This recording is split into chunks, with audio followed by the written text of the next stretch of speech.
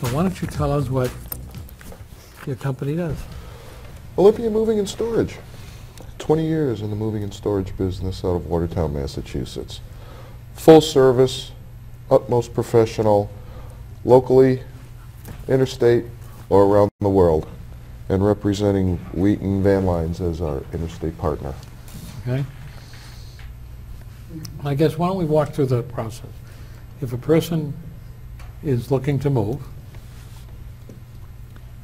and they call you up and say, I'm thinking of moving, I assume you send somebody out, and what kind of questions do you ask?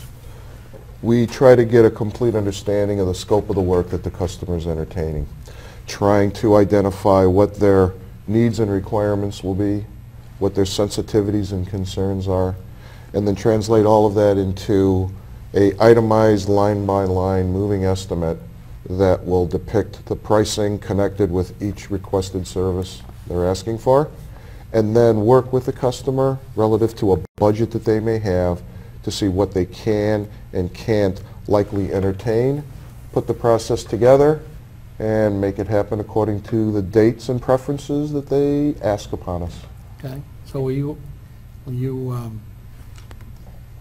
give them options like if they pack their own boxes, it's going to be X dollars, and if they have you pack them, it's Y, and that kind of thing? Oh, sure. Our technology allows us to customize an estimate for a customer based on whatever needs they may want or don't know that they may want, but which a trained professional such as myself would be able to identify and point out to them that they may not have thought of before.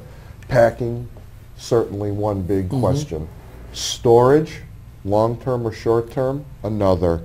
Automobile and vehicle transport could be a third. Third-party services for, fancy appliances, grandfather clock servicing, the washers and dryers, especially with the front loads that are prevalent in the households today. Full range of things that professionals point out and itemize and make sure that the customer is aware of what the cost implications are for servicing this type of thing. Yeah, it really is amazing what goes into it. I mean, Frank's been in the business for what, over 30 years? Just about. Yeah, and I've only been in the business for a little less And than... he's only 19 years old. It's amazing, you look so good for I like it. But I've only been in the business for about less than 2 years, and when I first came on board, I was amazed in terms of what goes into a move. Growing up, I moved a lot, but coming to the other side and seeing all the logistics, everything that goes into it, it's amazing.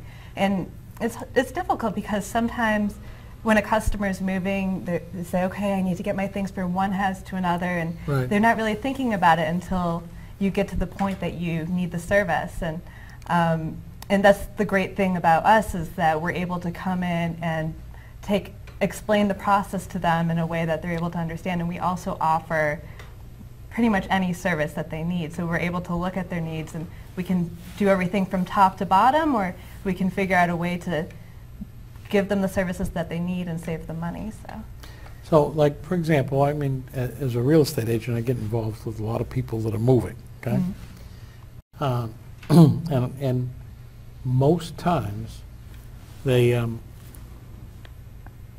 kind of want to be out today and into their new house tomorrow, okay? Or you come in, pack up their stuff, the new buyer comes in and looks through the house, and then the same thing's happening to the house that they're buying, and so then they move in. So there's usually like a day between the time you pick up and you drop off. Do you end up storing it, or keeps it on the truck, or what happens with that kind of thing?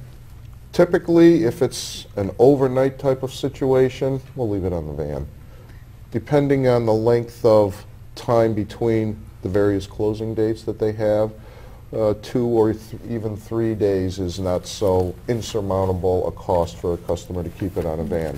However, sometimes during the peak moving season in the summer, everything is scheduled so tightly that it may or may not be possible to go more than just the overnight scenario. Okay. But again, as a mover, it is our responsibility to educate the customer as to what the options are, along with the relevant costs connected with it, and let them make the choice in their manner of preference because they're the customer and it's our goal to satisfy the customer.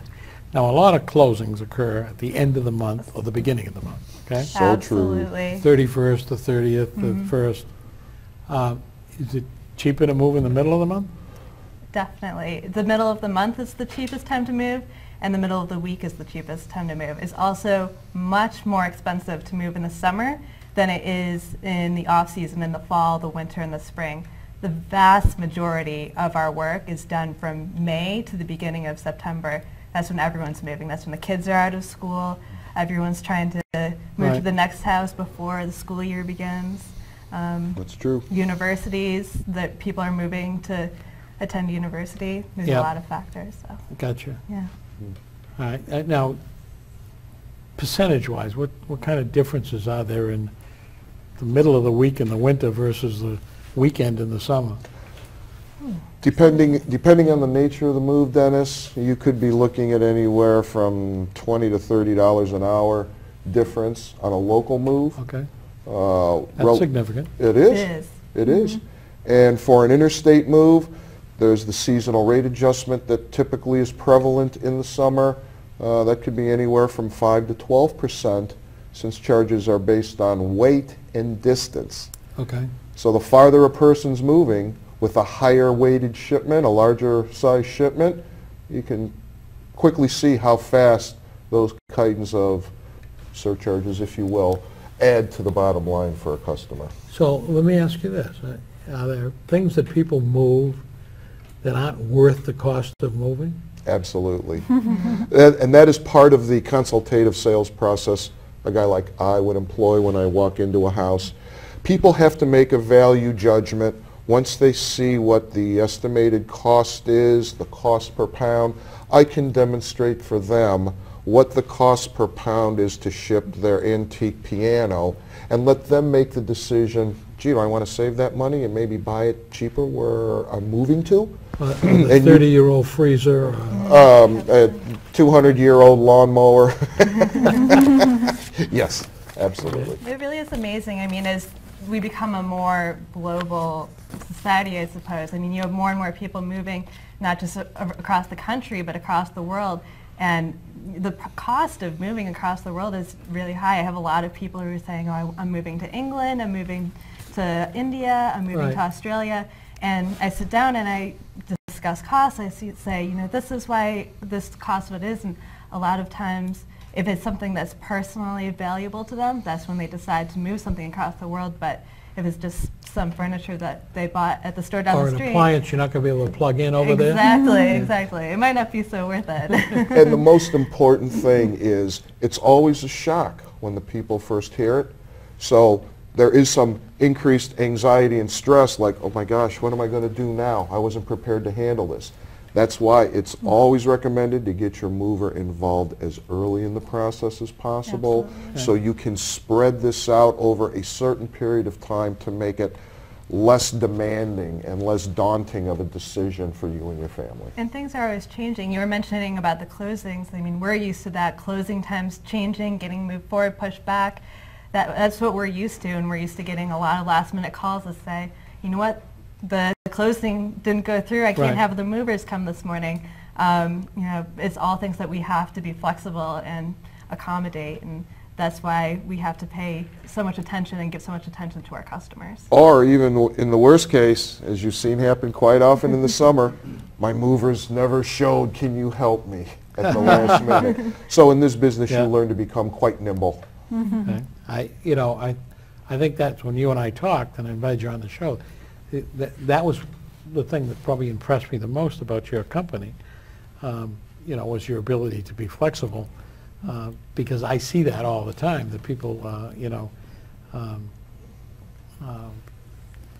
things happen, and like suddenly they can't move for one reason or another, and it's maybe only a day or two off, but that can be huge. That's often a lifetime, and especially at the end of a month, and especially with the kind of dollars that are involved. That's why Olympia is fortunate to be one of the larger movers in the Boston metropolitan area.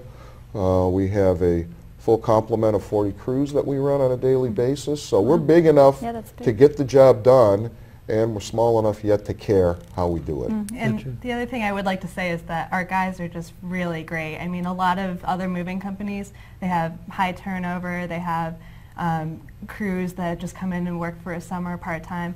A lot of our crew members are full-time, experienced, been with us for a long time, and that's something that really sets us apart. It's a very intimate thing to invite people into your home. Now, and- does it point. cost anything if I'm thinking of moving, does it cost anything to have you come out and tell me what it's going to cost to move? No, all our estimates are done on site, free of charge. If you really stop to think about it, anybody who won't come out to pay a personal visit is really guessing at what the final charge is or what the kind of time involved in executing the move is going to be. Is that really the kind of company you want to trust all of your possessions with? You can decide that. We know the answer. All right, well, how do people get a hold of you? Very simple. We have a website that you can request an estimate on, www.olympiamoving.com. It's a rather extensive website, so there are all kind of tutorials and testimonials as well as request an estimate. You can also simply just give us a call on the toll-free number or the direct line, and one of the customer service coordinators will be happy to schedule an appointment with the appropriate sales manager that covers that particular town.